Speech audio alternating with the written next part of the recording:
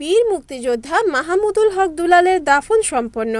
৯ নং চন্দ্রকোনা ইউনিয়নের সাবেক চেয়ারম্যান, নকলা মুক্তিযোদ্ধা কমান্ড ইউনিটের আহ্বায়ক, বিএনপির সাধারণ সম্পাদক বীর মুক্তিযোদ্ধা মাহমুদুল হক দুলালের বয়স ৭৭ বছর।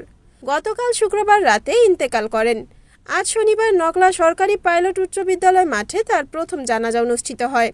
এ সময় বক্তব্য রাখেন জেলা বিএনপির আহ্বায়ক সিরাজুল উকিল, বিএনপির সাধারণ সম্পাদক জেলা পরিষদের প্রশাসক মামুনুর রশিদ পলাশ, নকলা নলিতাবাড়ির এমপি ফাহিম চৌধুরী, বিএনপি নেতা জাহিদুর রহমান বাদশাহ, তার ছোট ভাই মকসিদুল হক শিবলু, নলিতাবাড়ি পৌর মেয়র বিপি আনোয়ার হোসেন নামাজে জানাজায় মৌলভী হারেজ উদ্দিন দোয়া পাঠ করেন।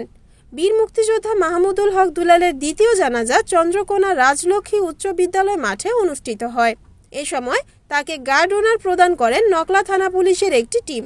এ সময় ওসি রিপন চন্দ্র গোপ, তদন্ত ওসি আবুল কাশেম সহ পুলিশের একটি টিম উপস্থিত ছিলেন।